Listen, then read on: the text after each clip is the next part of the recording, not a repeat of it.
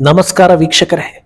ರಾಮ ಮಂದಿರಕ್ಕಾಗಿ ಸಂಕಲ್ಪ ತೊಟ್ಟಿದ್ದ ಮಹಾನ್ ರಾಮ ಭಕ್ತರ ಬಗ್ಗೆ ಈ ಹಿಂದಿನ ವಿಡಿಯೋಗಳಲ್ಲಿ ತಿಳಿಸಿದ್ವಿ. ಈಗ ಆ ಸಾಲಿಗೆ ಇನ್ನಿಬ್ಬರು ಸೇರ್ಪಡೆಯಾಗಿದ್ದಾರೆ. ಅಂದಹಾಗೆ ಇವರಿಬ್ಬರು ತೊಟ್ಟಿದ್ದ ಸಂಕಲ್ಪ ಅಂತಿಂತದ್ದಲ್ಲ. ತಮ್ಮ ಜೀವನವನ್ನ ರಾಮನಿಗಾಗಿ ಮುಡಿಪಾಗಿಟ್ಟವರ ಕಥೆ ಇದು. ರಾಮ ಮಂದಿರ ನಿರ್ಮಾಣ ಆದ ನಂತರವೇ ಮದುವೆ ಆಗುವುದು ಅಂತ ಶಪಥ ಮಾಡಿ 33 ವರ್ಷಗಳು ಕಾದು ಈಗ ದಾಂಪತ್ಯ ಜೀವನಕ್ಕೆ ಕಾಲಿಟ್ಟಿದೆ ಈ ರಾಮ ಭಕ್ತ ದಂಪತಿ. ಹಾಗಿದ್ರೆ ಈ ವಿಶೇಷ ವ್ಯಕ್ತಿಗಳು ಯಾರು, ಇವರ ವಿವಾಹ ಹೇಗಾಯ್ತು, ಇವೆಲ್ಲವನ್ನ ತಿಳಿಸ್ತೀವಿ. ಅದರ ಜೊತೆಗೆ ಅಯೋಧ್ಯ ರಾಮ ಮಂದಿರ ಉದ್ಘಾಟನೆ ಬಳಿಕ ದೇಗುಲದಲ್ಲಿ ಲಕ್ಷ ಸಂಖ್ಯೆಯಲ್ಲಿ ಭಕ್ತಾದಿಗಳು ಬರ್ತಾ ಇದ್ದಾರೆ. ಊಹೆಗೂ ಮೀರಿದ ರೀತಿಯಲ್ಲಿ ರಾಮಲಲ್ಲಾನಿಗೆ ಕಾಣಿಕೆಗಳು ಬರ್ತಾ ಇವೆ. ಅದರ ಲೆಕ್ಕವನ್ನು ತಿಳಿಸ್ತೀವಿ. ಜೊತೆಗೆ ರಾಮ ಮಂದಿರಕ್ಕೆ ಬರಲು ತಿಂಗಳುಗಳಿಂದ ಪಾದಯಾತ್ರೆ ಮಾಡಿ ರಾಮಲಲ್ಲಾನ ದರ್ಶನ ಪಡೆದು ಸುದ್ದಿಯಾದ ಮುಸ್ಲಿಂ ಹುಡುಗಿ ಜ್ಞಾನವಾಪಿ ಬಗ್ಗೆ ಅಚ್ಚರಿಯ ಹೇಳಿಕೆಯೊಂದನ್ನ ನೀಡಿದ್ದಾಳೆ. ಹಾಗಿದ್ರೆ ಆಕೆ ಹೇಳಿದ್ದೇನು, ರಾಮ ರಾಜ್ಯದ ಬಗ್ಗೆ ಆಕೆಯ ಪರಿಕಲ್ಪನೆ ಏನು, ಇವೆಲ್ಲವನ್ನ 1 by 1 ನೋಡ್ತಾ ಹೋಗೋಣ. ಈ ವಿಡಿಯೋವನ್ನ ತಪ್ಪದೆ ಕೊನೆ ತನಕ ನೋಡಿ. ಅದಕ್ಕೂ ಮುನ್ನ ಮೀಡಿಯಾ ಮಾನ್ಸ್ಟರ್ ಚಾನೆಲ್ ನ ತಪ್ಪದೆ ಸಬ್ಸ್ಕ್ರೈಬ್ ಮಾಡಿ. ಎಸ್, ಮರ್ಯಾದಾ ಪುರುಷ ಶ್ರೀರಾಮ ಕೇವಲ ದೇವರಾಗಿ ಉಳಿದಿಲ್ಲ, ಅದಕ್ಕೂ ಮಿಗಿಲಾಗಿ ಜೀವನದ ಒಂದು ಭಾಗವಾಗಿದ್ದಾನೆ, ಆದರ್ಶವಾಗಿದ್ದಾನೆ ಅನ್ನೋದು ಪದೇ ಪದೇ ಸಾಬೀತಾಗ್ತಾ ಇದೆ. ಈಗ ನಾವು ಹೇಳ್ತಾ ಇರೋ ಈ ಅಪರೂಪದ ಜೋಡಿ ಕತೆ ಕೇಳಿದ್ರೆ ಎಲ್ಲರ ಮೈ ನವಿರೇಳುತ್ತೆ. ಇವರ ಹೆಸರು ಡಾಕ್ಟರ್ ಮಹೇಂದ್ರ ಭಾರತಿ. ಮೂಲತಃ ರಾಜಸ್ಥಾನದ ಜೈಪುರದವರು. ಇವರ ಬಾಳ ಸಂಗಾತಿಯಾಗಿ ಬಂದವರ ಹೆಸರು ಅಜ್ಮೀರ್ ನಿವಾಸಿ ಡಾಕ್ಟರ್ ಶಾಲಿನಿ ಗೌತಮ್ ಅಂತ. ಡಾಕ್ಟರ್ ಮಹೇಂದ್ರ ಭಾರತಿ ಅವರು ರಾಷ್ಟ್ರೀಯ ಸ್ವಯಂ ಸೇವಕ ಸಂಘದ ಪ್ರಚಾರಕ ಆಗಿದ್ರೆ, ಅವರ ಪತ್ನಿ ಶಾಲಿನಿ ಕಾಲೇಜೊಂದರಲ್ಲಿ ಅಧ್ಯಾಪಕಿಯಾಗಿ ಕೆಲಸ ಮಾಡ್ತಾ ಇದ್ದಾರೆ.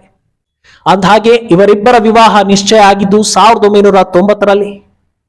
ಆದ್ರೆ ಮದುವೆ ಹೊತ್ತಲ್ಲಿ ನಡೆದ ಘೋರ ಘಟನೆ ಇವರಿಬ್ಬರ ಮನಸ್ಸಿಗೆ ದೊಡ್ಡ ಹೊಡೆತ ಕೊಡುತ್ತೆ. ಅದೇನೆಂದ್ರೆ 1990ರಲ್ಲಿ ಅಯೋಧ್ಯೆಯಲ್ಲಿ ವಿಶ್ವ ಹಿಂದೂ ಪರಿಷತ್ ವತಿಯಿಂದ ನಡೀತಾ ಇದ್ದ ಕಾರ್ಯಕ್ರಮದಲ್ಲಿ ರಕ್ತ ಚೆಲ್ಲಿದ್ದು. ಹೌದು, ಅಂದು ಮುಲಾಯಂ ಸಿಂಗ್ ಸರ್ಕಾರ ಕರ ಸೇವಕರ ಮೇಲೆ ಫೈರಿಂಗ್ ಮಾಡಿಸಿ ಸುಮಾರು 20 ಜನರನ್ನ ಕೊಂದಿತ್ತು. ಇದರಿಂದ ತೀವ್ರ ಬೇಸರಗೊಂಡಿದ್ದ ಈ ಜೋಡಿ ಒಂದು ಶಪಥವನ್ನ ಗೈತಾರೆ. ಅದ್ಯಾವಾಗ ಅಯೋಧ್ಯೆಯಲ್ಲಿ ರಾಮ ಮಂದಿರ ನಿರ್ಮಾಣ ಆಗಿ ರಾಮಲಲ್ಲಾನ ವಿಗ್ರಹ ಸ್ಥಾಪನೆ ಆಗುತ್ತೋ ಅಲ್ಲಿ ತನಕ ಮದುವೆ ಆಗೋದಿಲ್ಲ, ಹಾರವನ್ನು ಧರಿಸೋದಿಲ್ಲ ಅಂತ ಇಬ್ಬರು ಸಂಕಲ್ಪ ತೊಡ್ತಾರೆ. ಆದ್ರೆ ಇವರ ಸಂಕಲ್ಪ ಈಡೇರುತ್ತೆ ಅನ್ನೋದು ಇವರ ಹಣೆಯಲ್ಲಿ ಬರೆದಿತ್ತು ಅನ್ಸುತ್ತೆ. ಬರೋಬ್ಬರಿ 33 ವರ್ಷಗಳ ಬಳಿಕ ಅಯೋಧ್ಯೆಯಲ್ಲಿ ರಾಮ ಮಂದಿರ ನಿರ್ಮಾಣ ಆಗಿ ಬಾಲರಾಮ ನೆಲೆ ನಿಂತಿದ್ದಾನೆ. ಕೊನೆಗೂ ಇವರಿಬ್ಬರು ವ್ರತವನ್ನ ಮುಗಿಸಿ ಹಸೆಮಣೆ ಏರಿದ್ದಾರೆ. ಕರಸೇವಕಪುರಂನಲ್ಲಿ ಇಬ್ಬರ ವಿವಾಹ ಶಾಸ್ತ್ರೋಕ್ತವಾಗಿ ನೆರವೇರಿದೆ. ಸ್ನೇಹಿತರು ಹಾಗೂ ಬಂಧು ಮಿತ್ರರು ಈ ವಿವಾಹಕ್ಕೆ ಸಾಕ್ಷಿಯಾದರು. ಬಂಧು ತಿವಾರಿ ಅನ್ನೋ ಅರ್ಚಕರು ಇವರ ವಿವಾಹವನ್ನ ನೆರವೇರಿಸಿಕೊಟ್ರು. ವಿಶೇಷ ಏನಂದ್ರೆ ಅಯೋಧ್ಯ ರಾಮನಿಗೆ ಹಾಕಿದ್ದ ಮಾಲೆಯನ್ನ ಈ ನವಜೋಡಿ ಧರಿಸುವ ಮೂಲಕ ರಾಮನ ಆಶೀರ್ವಾದಕ್ಕೆ ಪಾತ್ರರಾದರು. ಇನ್ನು ಅಯೋಧ್ಯೆ ದೇಗುಲಕ್ಕೆ ಭಕ್ತರ ದಂಡೆ ಹರಿದು ಬರ್ತಾ ಇದ್ದು ಹಲವು ದಾಖಲೆಗಳಿಗೆ ಸಾಕ್ಷಿಯಾಗಿದೆ. ಅಯೋಧ್ಯೆ ಉದ್ಘಾಟನೆ ಬಳಿಕ 11 ದಿನಗಳಲ್ಲಿ ಭಕ್ತರು ನೀಡಿದ ಕಾಣಿಕೆಯ ಮೊತ್ತ 11 ಕೋಟಿ ದಾಟಿದೆ ಅನ್ನೋ ವಿಚಾರವನ್ನ ದೇಗುಲದ ಮೂಲಗಳು ಬಿಚ್ಚಿಟ್ಟಿವೆ. ಆ ಲೆಕ್ಕದಲ್ಲಿ ದಿನಕ್ಕೆ 1 ಕೋಟಿಯಂತೆ ಪ್ರತಿನಿತ್ಯವೂ ಕೋಟಿ ಹಣ ಕಲೆಕ್ಟ್ ಆಗ್ತಾ ಇದೆ. ಈ ಪೈಕಿ 8 ಕೋಟಿ ರು ಹಣ ನಗದು ರೂಪದಲ್ಲಿ ಬಂದಿದ್ರೆ ಸುಮಾರು 3.5 ಕೋಟಿ ರು ಹಣ ಆನ್ಲೈನ್ ನಲ್ಲಿ ಬಂದಿದೆ. ಅಲ್ಲದೆ ಈವರೆಗೆ ಸುಮಾರು 25 ಲಕ್ಷಕ್ಕೂ ಅಧಿಕ ಜನರು ಅಯೋಧ್ಯ ಮಂದಿರಕ್ಕೆ ಬಂದು ಹೋಗಿದ್ದಾರೆ ಅಂತ ರಾಮ ಜನ್ಮಭೂಮಿ ತೀರ್ಥಕ್ಷೇತ್ರ ಟ್ರಸ್ಟ್ ಮಾಹಿತಿ ನೀಡಿದೆ.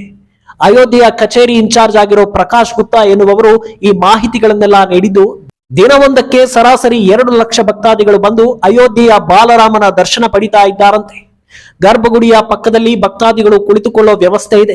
ಅಲ್ಲಿ 4 ಬೃಹತ್ ಗಾತ್ರದ ಡೊನೇಷನ್ ಬಾಕ್ಸ್ ಗಳನ್ನ ಇರಿಸಲಾಗಿದ್ದು ನಿತ್ಯವೂ ಆ ಬಾಕ್ಸ್ ಗಳು ತುಂಬುತ್ತಿವೆ ಅಂತ ಅವರು ತಿಳಿಸಿದ್ದಾರೆ.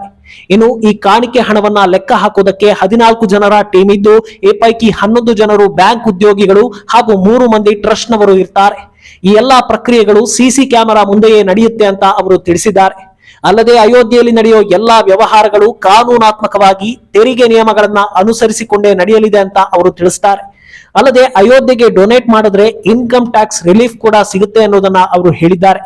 ಅಯೋಧ್ಯೆಗೆ ಬರುವ ಭಕ್ತಾದಿಗಳು ಕಾಣಿಕೆ ರೂಪದಲ್ಲಿ ಹಣ ನೀಡಿದ್ರೆ ಎಷ್ಟೋ ಮಂದಿ ಇಂಡಿವಿಜುವಲ್ ಆಗಿ ಹಣವನ್ನ ನೀಡ್ತಿದ್ದಾರೆ. ಇನ್ಮುಂದೆ ಟ್ರಸ್ಟ್ಗೆ ಯಾರೇ ಹಣವನ್ನ ನೀಡಿದ್ರು ಇನ್ಕಮ್ ಟ್ಯಾಕ್ಸ್ ಆಕ್ಟ್ ನ ಸೆಕ್ಷನ್ 80G ಅಡಿಯಲ್ಲಿ ಕ್ಲೇಮ್ ಆಗಲಿದೆ ಅಂತ ಅವರು ತಿಳಿಸಿದ್ರು.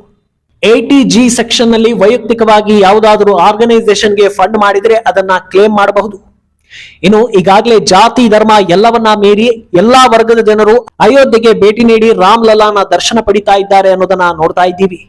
ಅಯೋಧ್ಯ ಮಂದಿರ ಉದ್ಘಾಟನೆಗೂ ಕೆಲ ತಿಂಗಳುಗಳ ಮುನ್ನ ಮುಸ್ಲಿಂ ಹುಡುಗಿಯೊಬ್ಬಳು ಪಾದಯಾತ್ರೆ ಮೂಲಕ ಅಯೋಧ್ಯ ಮಂದಿರಕ್ಕೆ ತೆರಳುತ್ತಾ ಇದ್ದ ದೃಶ್ಯಗಳು ಸಖತ್ ವೈರಲ್ ಆಗಿತ್ತು.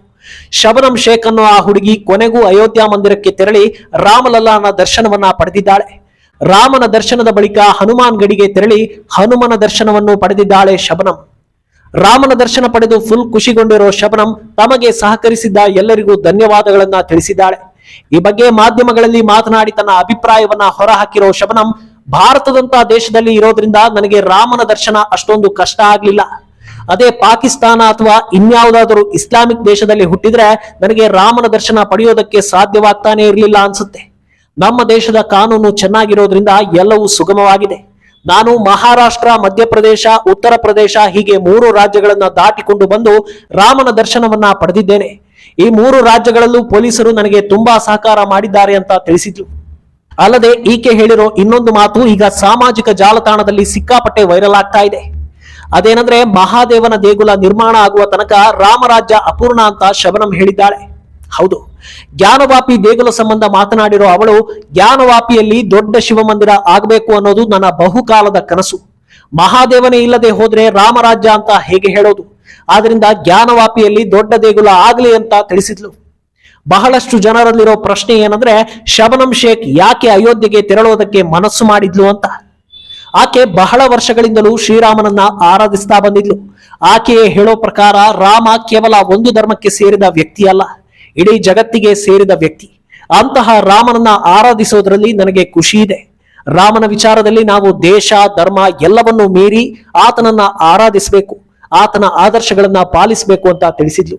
ತನ್ನ ಸ್ನೇಹಿತರ ಜೊತೆ ರಾಮ ಮಂದಿರಕ್ಕೆ ನಡೆದೇ ಬರಬೇಕು ಅನ್ನೋ ಸಂಕಲ್ಪ ತೊಟ್ಟಿದ್ದ ಶಬನಂ ಶೇಖ್ ಕಳೆದ ಕೆಲ ತಿಂಗಳುಗಳಿಂದ ಪಾದಯಾತ್ರೆಯಲ್ಲಿ ತೊಡಗಿದ್ಲು.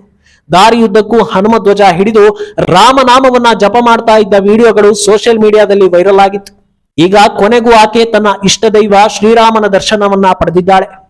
ಇನ್ನು ರಾಮಭಕ್ತಿ ಕೇವಲ ಶಬನಂ ಶೇಖ್ಗೆ ಮಾತ್ರ ಸೀಮಿತವಾಗಿಲ್ಲ. ರಾಷ್ಟ್ರೀಯ ಮುಸ್ಲಿಂ ಮಂಚ್ ಕಡೆಯಿಂದ 350 ಮುಸ್ಲಿಂ ಸಮುದಾಯದವರು ಅಯೋಧ್ಯೆಗೆ ತೆರಳಿ ಬಾಲರಾಮನ ದರ್ಶನವನ್ನ ಪಡೆದಿದ್ದಾರೆ. ಅದು ಕೂಡ ಬರೋಬ್ಬರಿ 150 ಕಿಲೋಮೀಟರ್ ಕಾಲ್ನಡಿಗೆಯಲ್ಲಿ ಕ್ರಮಿಸಿ ಕೊರೆಯುವ ಚಳಿಯಲ್ಲೂ ಶ್ರೀರಾಮ ಅನ್ನೋ ಘೋಷಣೆಗಳನ್ನ ಮೊಳಗಿಸುತ್ತಾ ಅಯೋಧ್ಯೆಗೆ ಬಂದು ದರ್ಶನ ಪಡೆದಿದ್ದಾರೆ. ಈ ಬಗ್ಗೆ ಮಾತನಾಡಿರೋ ರಾಷ್ಟ್ರೀಯ ಮುಸ್ಲಿಂ ಮಂಚ್ನ ನಾಯಕರು, ನಮ್ಮ ಸಮುದಾಯ ಇಮಾಮ್ ಎ ಹಿಂದ್ ರಾಮ್ ಅಂತ ಶ್ರೀರಾಮನನ್ನ ಆರಾಧಿಸ್ತೀವಿ. ರಾಮನ ದರ್ಶನ ಪಡೆದು ನಮ್ಮ ಇಡೀ ಸಮುದಾಯವೇ ಪುನೀತವಾಗಿದೆ.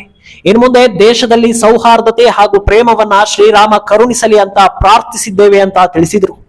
ಒಟ್ನಲ್ಲಿ ಅಯೋಧ್ಯ ರಾಮ ಮಂದಿರದಿಂದ ಭಾರತಕ್ಕೆ ನಾನಾ ರೀತಿಯಲ್ಲಿ ಅನುಕೂಲಗಳಾಗ್ತಾ ಇದೆ. ಒಂದು ಕಡೆ ಅಲ್ಲಿ ಸಂಗ್ರಹವಾಗ್ತಾ ಇರೋ ಹಣ ಲೋಕ ಕಲ್ಯಾಣಕ್ಕೆ ವಿನಿಯೋಗ ಆಗ್ತಾ ಇದ್ರೆ, ಎಲ್ಲಾ ಧರ್ಮೀಯರು ಬರ್ತಾ ಇರುವುದು ದೇಶದ ಸೌಹಾರ್ದತೆಯ ಸಂಕೇತವಾಗಿದೆ.